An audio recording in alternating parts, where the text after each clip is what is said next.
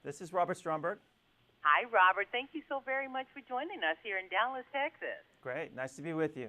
Well, I want to let my listening audience know that Robert Stromberg most recently directed Angelina Jolie in Maleficent, which I enjoyed very much. Thank you. And he's also known for his work on The Hunger Games, The Golden Compass, Games of Thrones, Pirates of the Caribbean. He is a two-time Academy Award winner for Best Achievement in Art Director for Avatar and Alice in Wonderland. How's that resume working for you, Robert? I'm still working on building that resume. Yeah, well, you got a long way to go. Yeah. You've done some exceptional film, and I loved Maleficent. Thank you. I just love the beauty of it. I love the story of it. I love that Angelina Jolie wasn't all that mean. I really love that part. You have a great time working on that? I did, yeah. I had a great collaboration with Angelina, and we spent a lot of time together. I got to know her very well, and she's super smart, super professional, and it was a great experience for me. Well, that's resume building. See, look, yeah. You got that story too. Let me ask you. Now that you've got these little things under your belt, I heard you're doing something with sketches.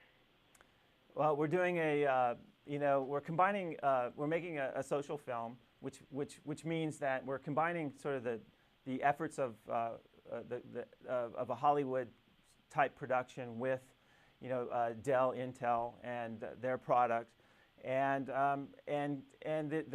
the audience can now participate. So what that means is that what we're doing is reaching out to people to send in their whatever sketch that comes from within them, some character design that we are going to take and through visual effects and other things, take it to other levels of the sort of levels of a real Hollywood film. And I think that's exciting, not only for me as a filmmaker to sort of engage with the people that watch the final product, but it's unique, and I think a great opportunity for those to find their own creativity. This is related to What Lives Inside. That's right. Okay, this is a film. Let me ask you, is there any age limit, high or low?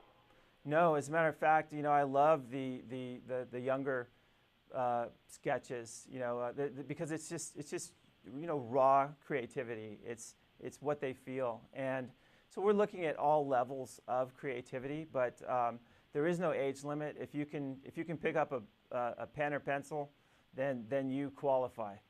I like that. So they're encouraged to create a character for What Lives Inside and submit this sketch, or up to three, and send it. And you're going to you and your team will make the judgment on who's in and who's out. That's right. We're getting thousands of sketches in, and we have a team of people that go through these things, but I will ultimately, and I am picking the sort of final pieces that will go into the film, which will be quite a few, and it's really fun for me to see people's effort and to see creativity living and breathing out there. When they develop the sketches and say you choose them, do they get like screen title credit? Well, yes. Well, we're looking into how to identify those and make in some special ways recognize those people. But the overall the real glory in it for anybody aspiring to be creative is to see their something come from their own mind, and to see that in a finished, rendered, fully a Hollywood type film. And I think that there's the satisfaction of that, and then the credit as well. Well, also too, in creating, excuse me, a sketch for something that Colin Hanks is in the movie, that's really a big deal for us regular people to be able to ascend to something or even connect with something like that. I heard how fondly you spoke of working with Angelina Jolie. It would be the same for the person getting the sketch. They got a chance to work with Robert Stromberg, and he looked at my drawing. I think just looking at the drawing will thrill many people, even if they don't win. Well, I love that part of it. I love the social interaction and working with Dell, Intel, and their Dell tablet, which I have one right here. So actually the Dell tablet is really important to the storytelling as well because it's interwoven into the storyline. And Colin's character actually uses this as a tool to help him find his own creativity. So we're blending a lot of things together, and I think that's what makes it interesting for myself. Great. So Dell will be a key player in a sense in the main character, and that's what we're seeing. For a long time it was cars that were product placements in movies, and now we are doing tablets and phones. They play a key role in what we're watching. Well, that was part of the interesting, the interesting thing for me was how to not make it feel like an extended commercial, how to sort of weave it into a story so it felt natural, and I think we did that. You have done some great movies, and you're working on this one. Have you seen the industry? I know you've seen it change. It's changed quite a bit.